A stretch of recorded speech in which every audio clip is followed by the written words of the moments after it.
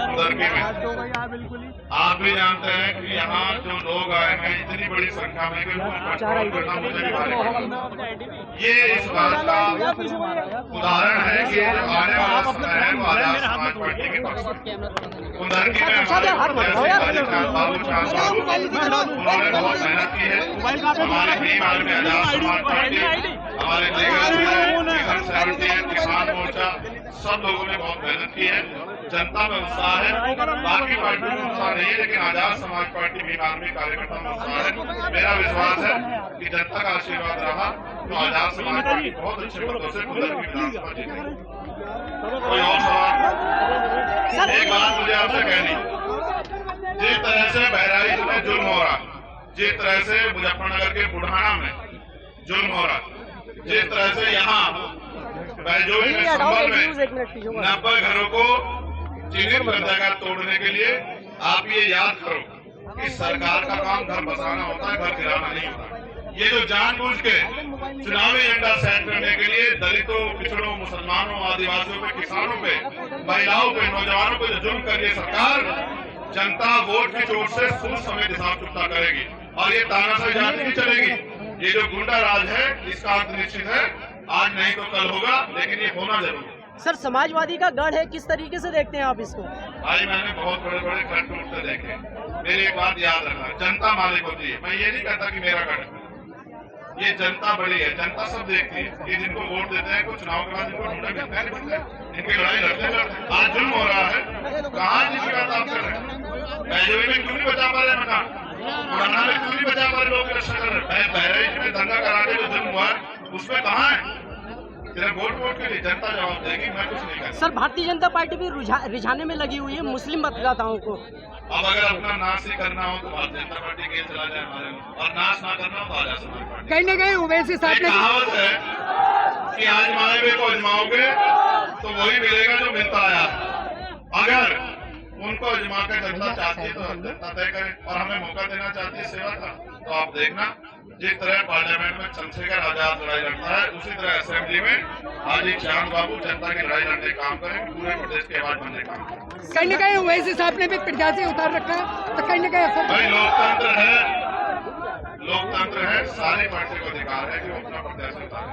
जनता को तय करना है कि कौन आदमी जीत सकता है और किस आदमी के साथ जनता को। सर, दलित समाज के बारे में बताएं, किस तरह का सहयोग मिला? आप जाके लिखो, आप निकल के दिखा दो मुझे, अंदर तक मान जाए, आपको पता लगा है सहयोग है, आप देखें। क्या उसमें क्या करेंगे? दलितों को समानता का अधिकार देंगे?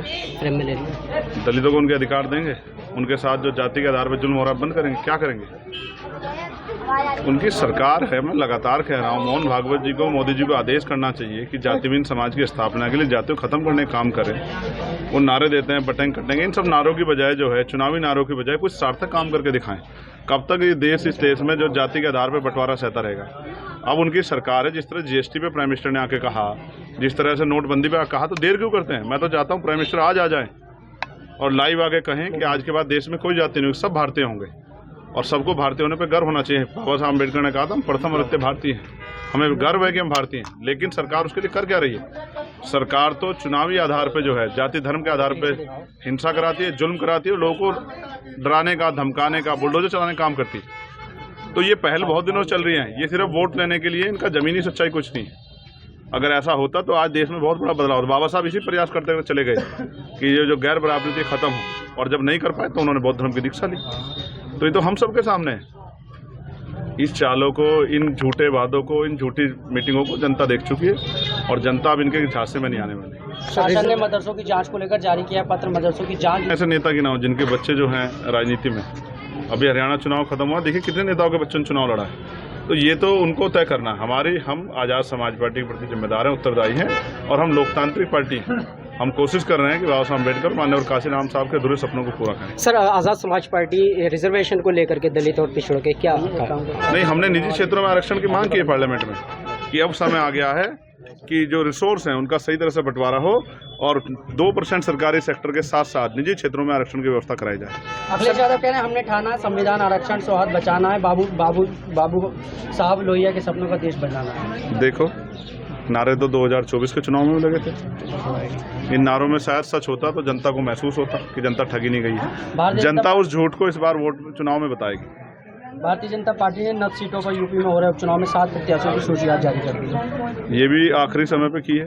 ऐसा क्या हुआ जो पार्टी सत्ता में इतना क्यों भय लग रहा है? अभी जो है जनता ने जो सबक सिखाया 2024 में, इसीलिए बहुत समझदारी से कदम रख रहे हैं।